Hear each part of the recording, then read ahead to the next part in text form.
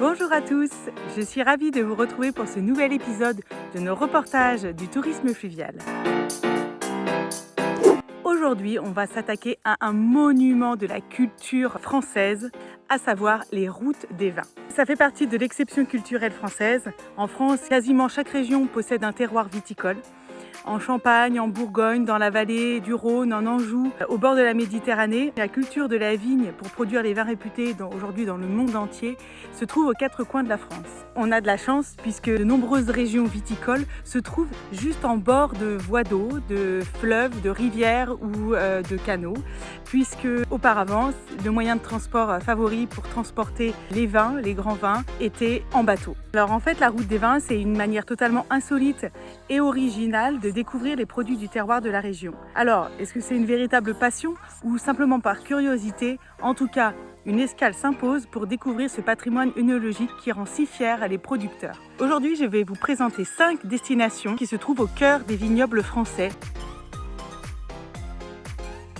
Alors, la Bourgogne, c'est le terroir des vins les plus réputés au monde. Le Meursault, le Pommard, le Chablis et puis bien d'autres. Mais il serait plus exact de parler des routes des vins en Bourgogne, puisqu'il y a plusieurs routes des vins. Effectivement, les régions viticoles sont nombreuses.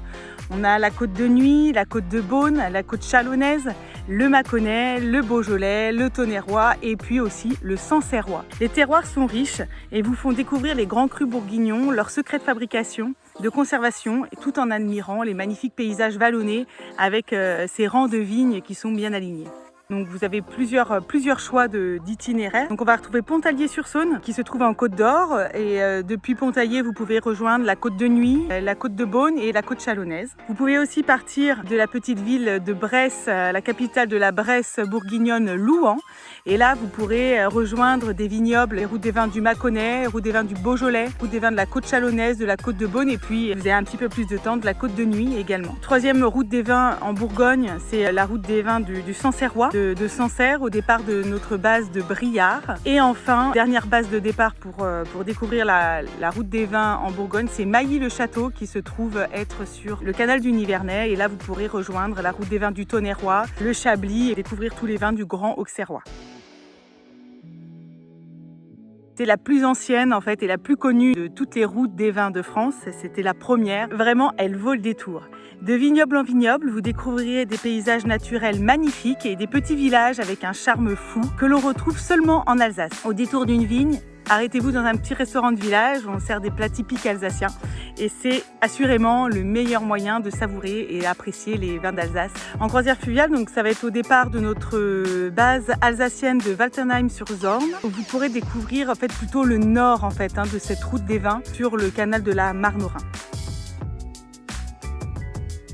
Alors, troisième vignoble que je vous conseille de découvrir en bateau, c'est la route du vignoble de Cognac et aussi la route du Pinot des Charentes qui se trouve en fait dans les mêmes vignes. Donc en fait, vous allez naviguer sur le fleuve la Charente et là, vous vous retrouvez au cœur des vignobles du Cognac car notre base en fait de départ, elle se trouve précisément dans cette ville de Cognac emblématique. Vous vous retrouverez même sur une route historique car cette eau-de-vie a été créée pour supporter le transport en fait par bateau depuis les caves charentaises jusqu'en Grande-Bretagne et en Europe du Nord. Et donc c'est vraiment ce pourquoi a été créé le Cognac, c'était pour supporter les longs voyages en bateau. Vous comprendrez que quand vous êtes en bateau sur le fleuve la Charente, les vignes en fait elles sont jamais bien loin, que ce soit en direction d'Angoulême ou donc vers l'est ou en direction de Saintes vers l'ouest et donc vers l'océan Atlantique. Les producteurs de Cognac et de Pinot des Charentes, vraiment il y en a beaucoup qui vous ouvrent leurs portes pour pouvoir parler avec vous de leur passion et de leur terroir qui est si particulier.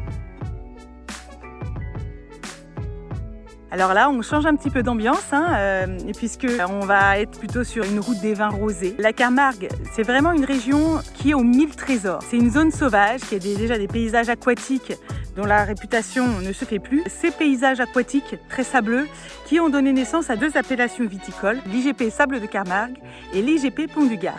Donc ce sont des vins rosés qui sont légers et qui fait entièrement partie des traditions locales et Dieu sait s'il y en a beaucoup des traditions locales en Camargue et c'est ça que l'on aime en vacances en bateau en Camargue. Au siècle dernier, il y avait 97% de la population locale qui travaillait dans les vignes. Donc c'est vous dire l'importance du vignoble pour cette région-là. Et en croisière fluviale, vous serez au bord de la mer Méditerranée sur le canal du Rhône à 7. Vous partirez à la découverte de ce trésor camarguais et vous pourrez partir à la rencontre des producteurs qui sont tous des passionnés. Et donc pour pouvoir profiter de la route des vins de Camargue en bateau, je vous conseille de partir au départ de notre base de location de bateaux sans permis de Carnon, qui se trouve à seulement quelques heures de navigation d'Aigues-Mortes, qui est la porte de la Camargue. Dernière route des vins à faire en bateau, c'est la route du Malbec qui se trouve dans le Lot. C'est un secret pour personne. Le Lot, c'est une région qui est gourmande. Il y a des bons produits du terroir et ils sont sublimés par de très bons vins qui ont pour réputation d'être très tanniques. Le plus connu des vins de la vallée du Lot, c'est le Malbec, produit autour de la ville de Cahors. La route des vins de Cahors, c'est aussi des paysages grandioses qui sont vallonnés et parsemés de falaises qui vous laisseront admiratifs. C'est un spectacle qui est absolument magique. Pour pouvoir profiter de cette route du Malbec en bateau, je vous conseille de partir de notre base de location de bateaux sans permis de Luzèche, qui se trouve à quelques kilomètres seulement de Cahors. On vous propose aussi une base de départ dans la ville de Cahors. Voilà, je ne sais pas ce que vous en pensez, je ne sais pas si c'est quelque chose qui vous fait envie de faire la route des vins d'une manière un petit peu différente de celle qu'on a l'habitude de voir, c'est-à-dire avec un bateau, sans permis. En tout cas, j'espère que cela vous a plu. N'hésitez pas à aller voir notre site internet. Je vous mets dans la description tous les liens vers nos bases qui se trouvent sur ces différentes routes des vins. Si vous avez des questions, n'hésitez pas à nous les poser en commentaire. J'espère que ce petit tour des vignobles de France vous a plu. N'hésitez pas à vous abonner pour suivre nos prochaines vidéos. Je vous dis à très bientôt et profitez bien de vos vacances en famille ou entre amis avec les Canalous. Bye bye!